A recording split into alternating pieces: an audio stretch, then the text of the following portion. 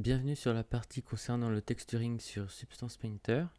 Alors on va commencer tout de suite, on va aller dans File, New. Ici moi je vais laisser en 2048 mais vous pouvez choisir la résolution que vous voulez. Select, vous choisissez bien le baril low poly. Donc vous le cherchez s'il n'est pas là et là où vous l'avez mis et vous prenez bien la version low poly. On ouvre, ok. Donc là on a notre low poly. Si vous n'avez pas la fenêtre comme moi là, si vous avez ça, vous appuyez sur F2, ça passe à la vue du mesh, F3 à la vue de texture et F1, ça met les deux en même temps. Moi pour l'instant je laisse en F2. Donc après on va ici dans... Là vous avez la colonne layer, vous allez dans texture settings, vous descendez, bake mesh map. Ici vous pouvez mettre en 2048 aussi. Et là, on va choisir le baril high poly. Donc, on fait bake.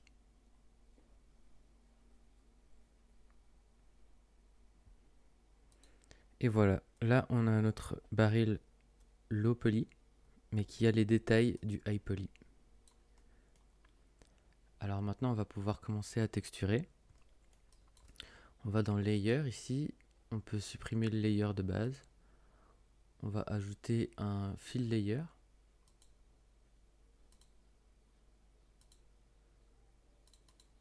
Donc ça va être notre couleur de base. On peut renommer base.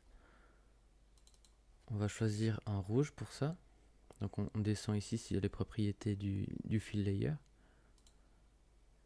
Après vous pouvez mettre les couleurs que vous voulez, c'est juste que moi je vais le faire en rouge.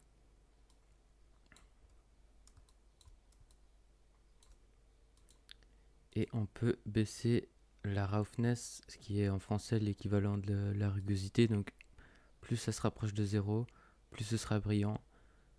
Plus ça se rapproche de 1, plus ce sera mat. Donc moi je vais la mettre quelque chose comme ça. Voilà. Et maintenant ce qu'on va faire, c'est qu'on va dupliquer ce calque. Et on va l'appeler color var 1. Pour color variation, en fait, on va appliquer des variations de couleurs à la teinte rouge parce que dans la réalité, il n'y a jamais la même couleur partout. Il y a toujours des petites variations et le fait d'ajouter des variations de couleurs, ça va ajouter du réalisme à la texture de notre baril. Donc ici dans color, je vais enlever la roughness. En fait, je vais tout enlever et je vais garder juste les informations de couleur. Et là, je vais aller chercher un espèce de jaune beige.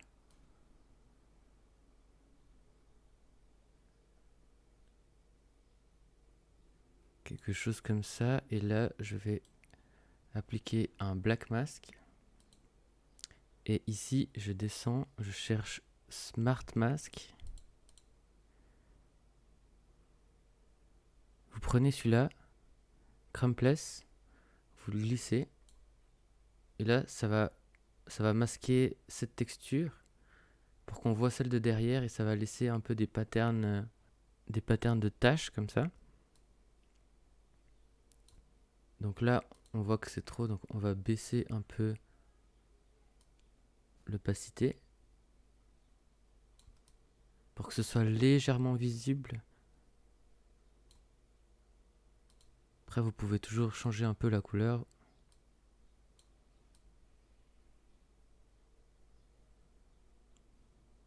On va prendre quelque chose d'assez foncé.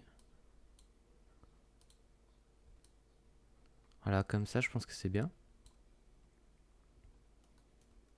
On va dupliquer ce calque.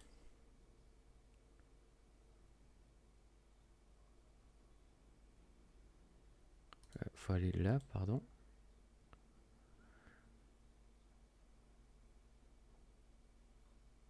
Duplicate layer. On va renommer ça. On va l'appeler color var 2. Et là, je vais aller chercher une teinte plutôt dans les bleus.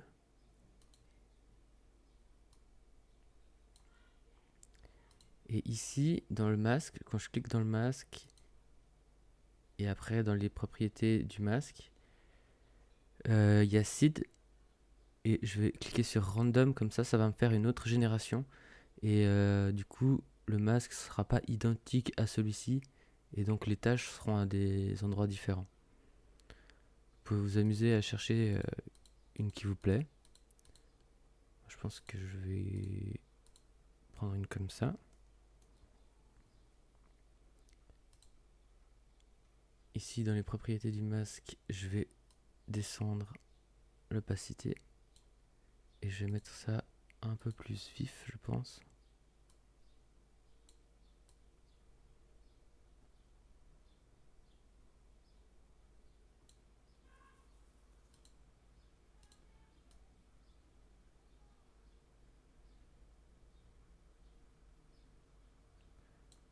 Voilà, quelque chose comme ça. Le but, c'est que ce soit pas très visible, mais que ça apporte quand même une légère variante de teinte. Donc, après, vous pouvez décocher et cocher pour voir la différence.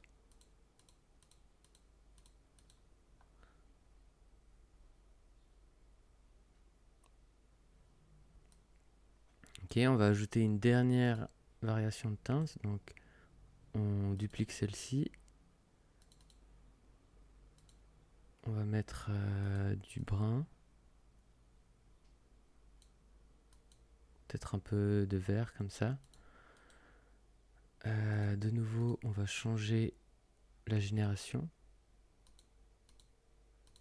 Donc là, on voit pas parce que je pense que c'est trop faible. Je vais augmenter à 100%. Et voilà, là, on voit que ça change. Du coup, je vais de nouveau baisser pour que ce soit à peine visible. Voilà, comme ça, je pense. Et on va renommer ça color var 3. Après, vous pouvez, si vous estimez qu'il y en a qui se voient un peu trop, comme le bleu qui est ici, soit vous faites le bleu plus foncé, soit vous baissez l'opacité ici. Je vais laisser comme ça m'a l'air bien. Donc voilà pour la partie couleur.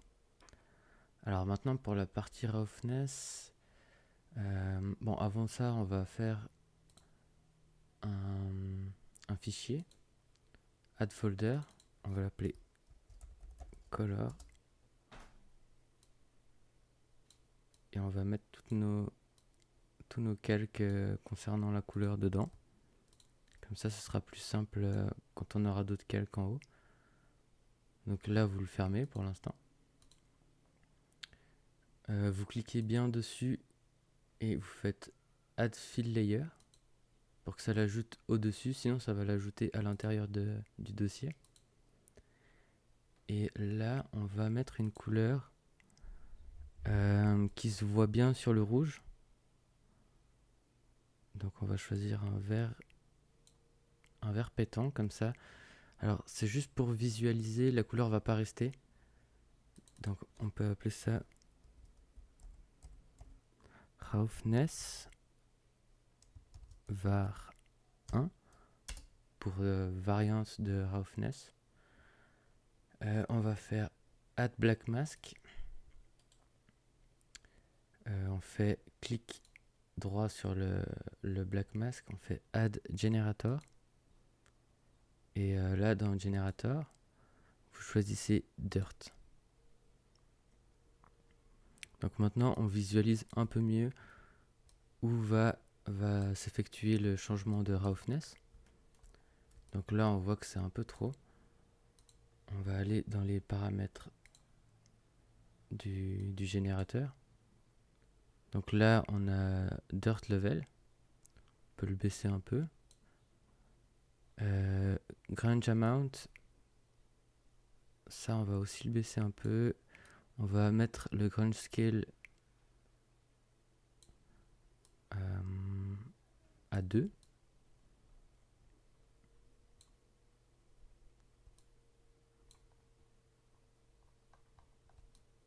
Je regarde juste. Après, vous pouvez vous amuser avec ces paramètres pour expérimenter un peu les possibilités. Là, je trouve qu'il y a toujours trop. Donc, je vais baisser un peu le grunge amount.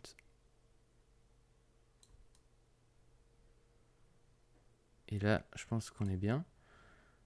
Donc maintenant, ce qu'on va faire, c'est aller dans le fill layer. On va mettre la roughness assez mat, genre 0,7. Et ici, on va tout enlever sauf le channel roughness. Et là, vous voyez maintenant qu'on a cet effet de variation de rugosité. Quand on regarde sur le reflet de la lumière, on voit qu'il y a des parties qui sont plus mates que d'autres. Et bien ces parties, elles correspondent justement à là où il y a du vert. Et donc voilà, ça c'est notre première variation de roughness. On va en faire deux, une plus mate et une plus brillante. Donc celle-là c'est la mate. On va faire duplicate layer. On renomme. Alors 2. Je clique sur le fill layer. On réactive la couleur pour voir un peu mieux ce qui se passe. On va dans le Dirt Generator. On change l'acide pour avoir quelque chose de différent. On peut aussi changer le grunge amount. Enfin, là, c'est un peu vous qui voyez ce que vous voulez faire. Je vais mettre quelque chose comme ça. Et par contre, du coup, la roughness, je vais la mettre...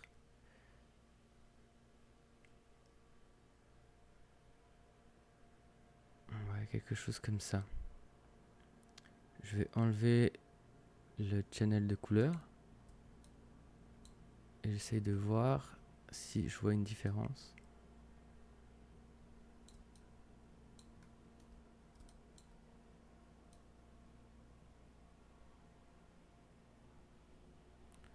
Donc là, on voit pas trop de différence. Je vais remettre le channel couleur pour voir ce que je fais. Et je vais augmenter le grunge amount. Et peut-être le dirt contrast.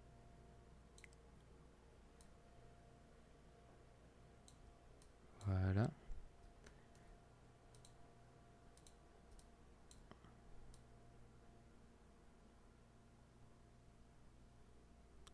Ok, donc là on voit qu'il y a déjà une différence. Si par exemple j'enlève, c'est très léger, mais ça apporte quand même un peu plus de réalisme parce que pareil que pour la couleur, sur une surface, dans la réalité c'est vraiment très rare que tout soit à la même rugosité. Donc voilà, là on a fini pour la partie roughness. Vous pouvez faire un fichier si vous voulez, donc folder, on écrit roughness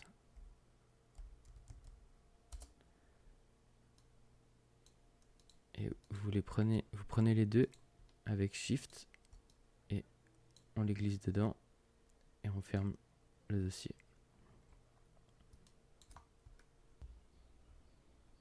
Alors maintenant on va s'occuper d'ajouter un peu de relief à la peinture. Donc on va cliquer là sur roughness et ajouter un fill layer. On va le nommer relief. On peut lui donner une couleur de nouveau pour visualiser où va s'appliquer le masque. Vous mettez ce que vous voulez. On fait clic droit, Add Black Mask. Et là, on va dans Smart Mask et on choisit Dirt. On glisse dedans.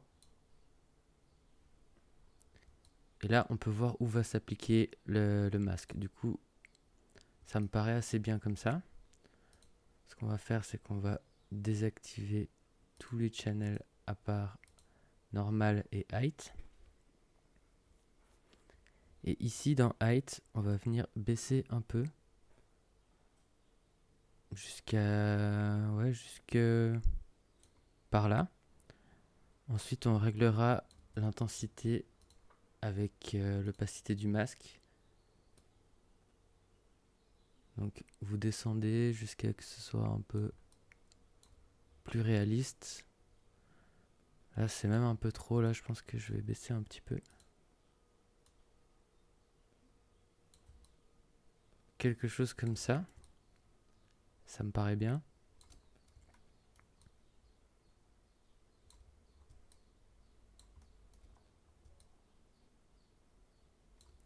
Je vais retourner dans Roughness. Dans le premier Roughness, je vais augmenter un peu. Et dans le Dirt Mask, je vais augmenter Grunge Amount pour qu'il y ait un peu plus de variation.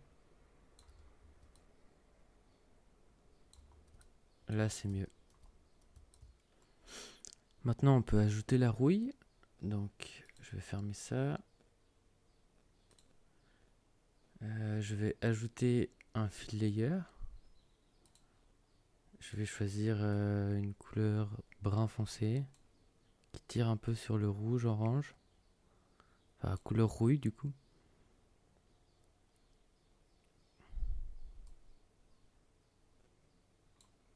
Voilà, comme ça.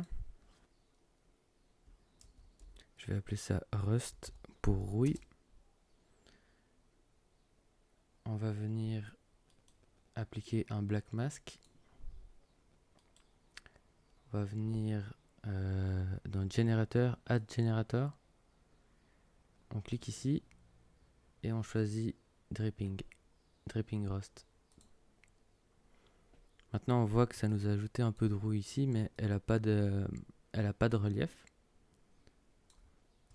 Donc ce qu'on va faire, c'est qu'on va venir ici dans le fill layer et on va donner un peu de hauteur. Donc il faut aller dans le positif. Pas trop. Comme ça je pense que c'est bien. Et on va baisser la roughness.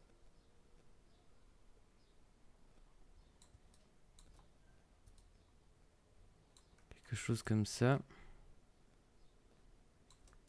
Parce que la rouille ne reflète pas énormément la lumière.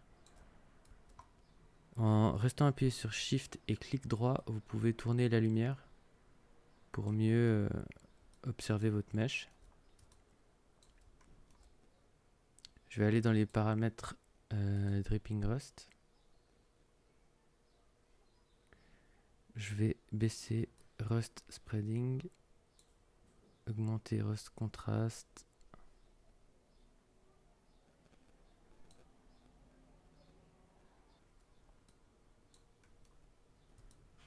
Et voilà, on a notre rouille. Si ça vous plaît pas, vous pouvez venir ici et changer l'acide. Ça vous donnera d'autres générations de rouille. Moi je vais laisser comme ça, j'aime bien celle qui est là. Vous pouvez toujours après coup rechanger la couleur si elle vous plaît pas de la rouille.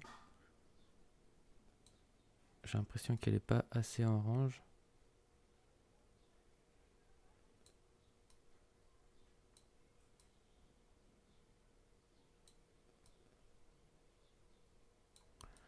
Voilà, comme ça.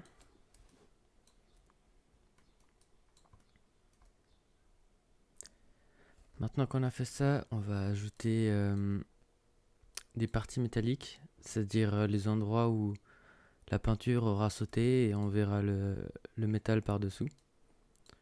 Donc ce qu'on va faire, c'est ajouter un nouveau fill layer. On va l'appeler Metal Base. Et là, vous mettez le métallique pas totalement à 1, mais presque. Juste pas à 1. Vous réduisez la roughness. Chose comme ça.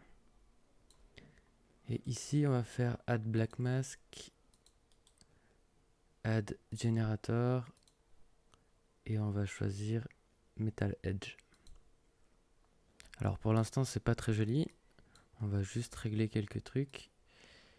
Dans Wear Level, on peut baisser un peu.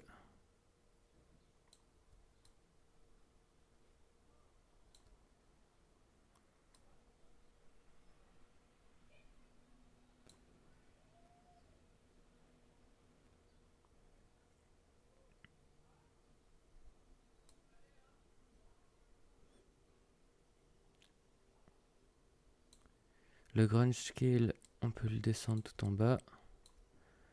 On peut retourner dans le Fill Layer ici et donner une height négative très légère.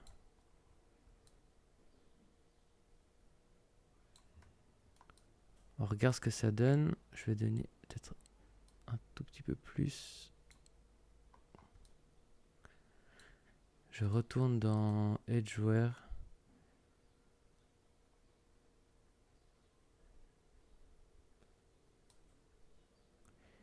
Et je mets le contraste au maximum. Ce qu'on fait, je vais peut-être le baisser un tout petit peu. Voilà, comme ça. Alors, c'est toujours pas très joli. Ce qu'on va faire, c'est ajouter une variation sur les bords, parce que tous les bords ne seront pas usés de la même façon dans la réalité. Donc, on va venir ici, on va faire un nouveau fichier. On l'appelle Metal. On glisse notre Metal Base dedans. On ajoute un Black Mask au fichier, un générateur, et on choisit Dirt. On va faire quelques réglages dans le masque. Donc on va mettre le contraste au maximum, presque. Le Dirt Level, on peut un peu jouer avec pour voir ce que ça donne.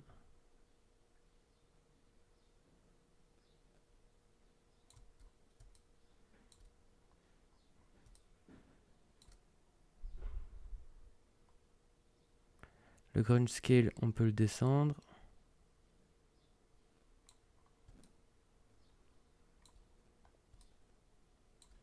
On va le remonter un petit peu.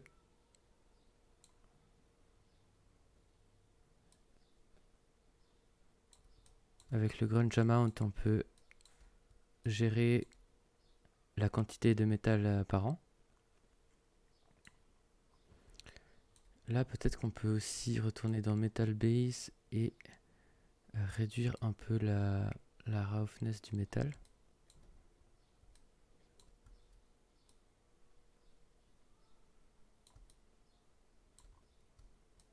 Comme ça. Et maintenant, on peut retourner dans le dirt du masque du fichier. Et comme pour les autres, vous pouvez changer la génération pour en trouver une qui vous plaît.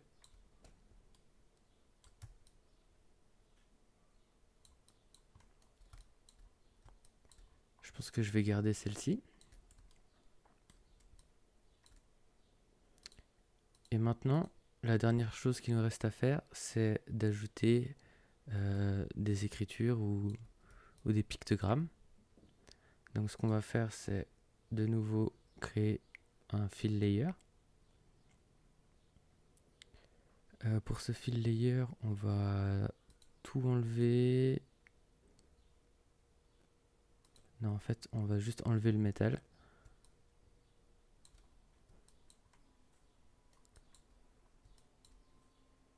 On va appeler ça texte. On va ajouter un black mask. Et maintenant, on peut aller ici dans alpha et choisir des pictogrammes qui nous intéressent, qu'on a envie de placer là-dessus. Vous pouvez choisir les vôtres, vous n'êtes pas obligé de faire comme moi. Du coup, je pense que je vais choisir celui-ci. Et donc là, avec le masque sélectionné, du coup, on va peindre, nous, l'opacité du masque. Donc, j'agrandis mon brush avec CTRL et clic droit. Je choisis un endroit et je clique. Je vais essayer de faire la même chose de l'autre côté, plus ou moins.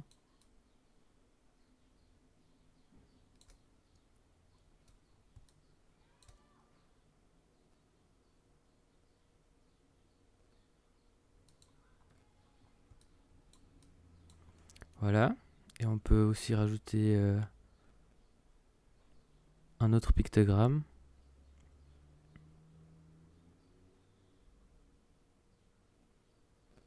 Celui-ci, par exemple. On le mettrait plus pareil de ce côté du baril.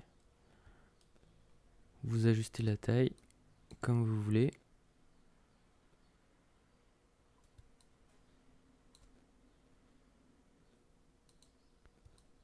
Pareil de l'autre côté. Après ça, vous faites vraiment comme vous voulez, hein, c'est un choix personnel. Voilà, maintenant que j'ai les écritures, on voit qu'il y a un problème parce que la rouille et toutes les autres calques qu'on a mis n'ont aucun effet dessus. Donc ce qu'on va faire, c'est que déjà, on va le descendre sous Rust et métal. Comme ça, on a bien le métal et la rouille qui passe par-dessus. Ce qu'on peut faire aussi, c'est déjà changer un peu la couleur, mettre quelque chose de blanc crème, blanc jaune orangé.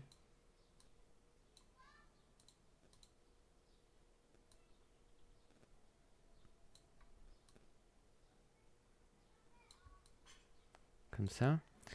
Et peut-être donner une épaisseur à la peinture. Alors très légère.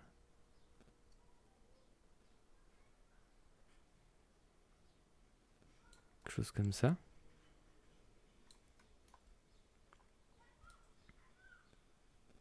Et maintenant, on voit que c'est beaucoup trop propre cette écriture.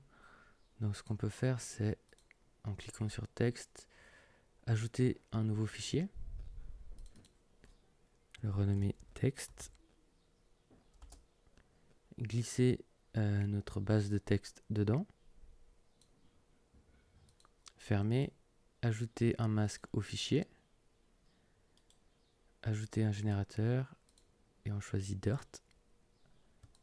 Et là maintenant on va pouvoir contrôler l'usure des écritures. Donc avec Dirt Contrast, je vais augmenter.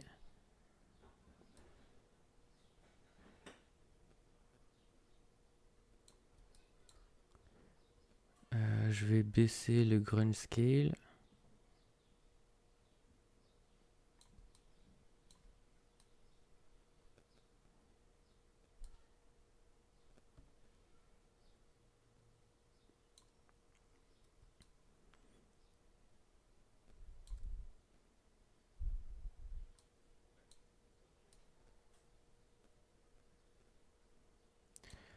Voilà, maintenant on voit que c'est un peu usé. Ce qu'on peut faire aussi, c'est aller dans la base de couleur du texte.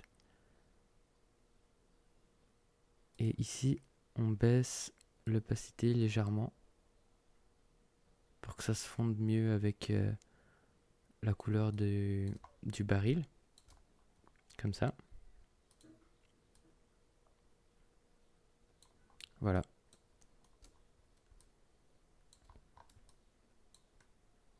Vous pouvez observer votre modèle pour voir si vous voulez faire des modifications. Moi, ça me paraît bien comme ça, je vais le laisser comme ça. Vous pouvez choisir de déplacer vos pictogrammes ailleurs, là où il y a un peu moins de rouille, ou déplacer la rouille en changeant l'acide. C'est égal. Alors, on a fini pour la partie texturing. Dans la prochaine partie, on verra comment exporter les textures et les setups sur Blender et faire le rendu.